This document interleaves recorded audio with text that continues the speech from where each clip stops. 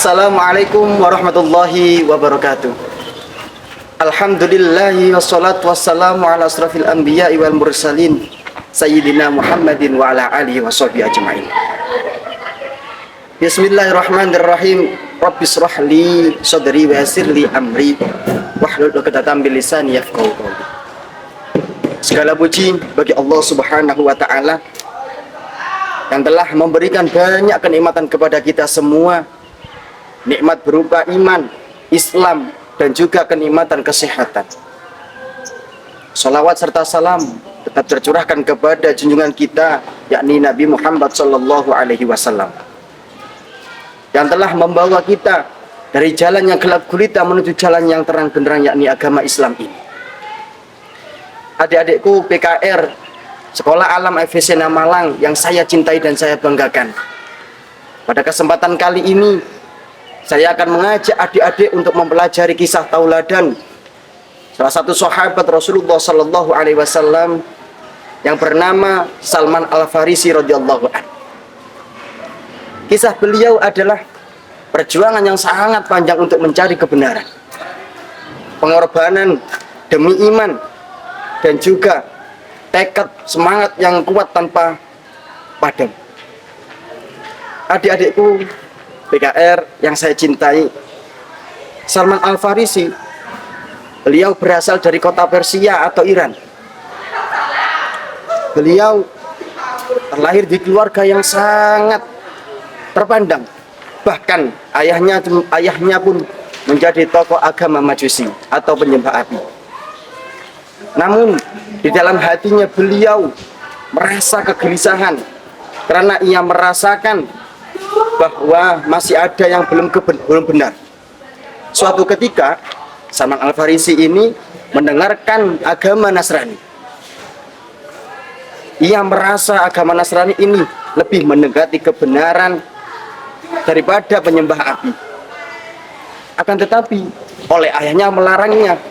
Bahkan Salman Al-Farisi pun dikurung oleh ayahnya. Akan tetapi dalam hatinya Salman Al-Farisi masih punya tekad yang sangat kuat untuk mencari sebuah kebenaran. Pada akhirnya Salman Al-Farisi ini meninggalkan rumahnya untuk ke negeri Syam untuk mencari pendeta-pendeta Nasrani. Dengan perjalanannya sangat panjang, Salman Al-Farisi mempunyai banyak guru.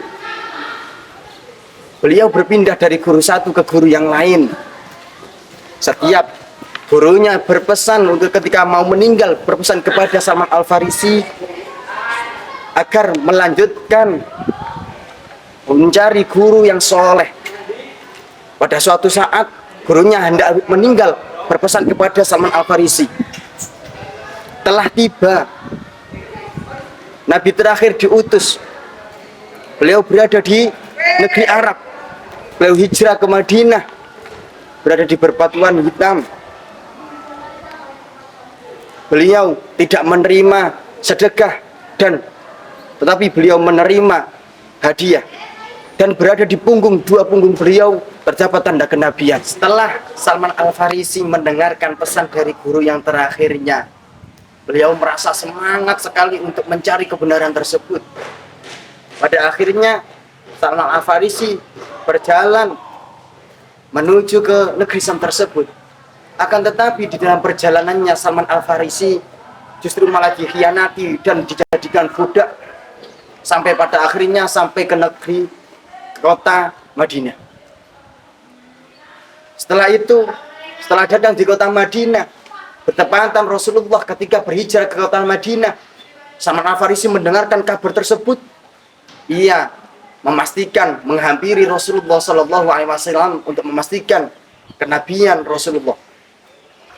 Pada saat itu Salman Al-Farisi membawa sebuah makanan untuk memberikan kepada Rasulullah Shallallahu Alaihi Wasallam. Beliau berkata, ini sedekahku untuk Anda ya Rasulullah. Akan tetapi oleh Rasulullah tidak dimakan, tetapi diberikan kepada sahabatnya untuk memakannya. Di dalam hatinya Salman Al-Farisi, oh ini tanda yang pertama. Keesokan harinya Salman Al-Farisi menghampiri lagi kepada Rasulullah dengan membawa makanan tersebut. Tetapi beliau bilang, ya Rasul, inilah hadiah dariku untuk Anda. Oleh Rasulullah dimakan dan dihabiskan.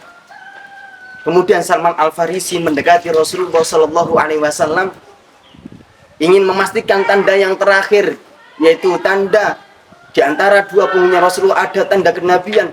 Ternyata beliau melihat tanda kenabian tersebut, sehingga Salman Al-Farisi merangkul Rasulullah, memeluk Rasulullah dan menangis. Bahkan dia mau masuk Islam. Subhanallah, sungguh luar biasa sekali adik-adik perjuangan dari sahabat Salman Al-Farisi ini. Beliau mencari kebenaran mulai dari kota Persia menuju kota Madinah, dari istana menuju ke perbudakan, dari agama Majusi menuju agama Nasrani, hingga dia menemukan agama yang hak, yaitu agama Islam. Rasulullah Shallallahu Alaihi Wasallam pernah bersabda kepada Salman, "Minna ahlul bait, sesungguhnya engkau termasuk keluargaku." Luar biasa. Padahal Salman bukan termasuk bangsa Arab, bukan termasuk orang-orang Quraisy, akan tetapi oleh Rasulullah dimuliakan karena keyakinan bahwa agama yang benar adalah agama Islam. Oleh karena itu adik-adik bisa kita simpulkan, bisa kita ambil pelajaran 3 hal dari Salman Al-Farisi ini. Yang pertama adalah hidayah harus diperjuangkan, sebagaimana sahabat Salman rela meninggalkan kenyamanan untuk kebenaran. Yang kedua, kebenaran telah lebih berharga daripada dunia. Ia rela meninggalkan budak untuk mencari agama yang hak. Yang ketiga, Islam tidak memandang ras dan bangsa. Dalam Islam tidak memandang dari segi keturunan, akan tetapi dari ketakwaan. Sebagaimana Allah Subhanahu wa taala berfirman dalam surat Al-Hujurat ayat 13, "In akramakum indallahi atqakum." Bahwasanya yang paling mulia di sisi Allah adalah yang takwa kepadanya.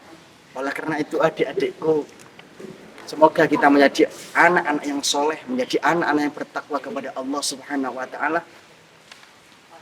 Itulah yang dapat kami sampaikan, kurang lebihnya mohon maaf yang sebesar-besarnya. Wabillahi taufiq wal hidayah, waridha wal inayah. Assalamualaikum warahmatullahi wabarakatuh.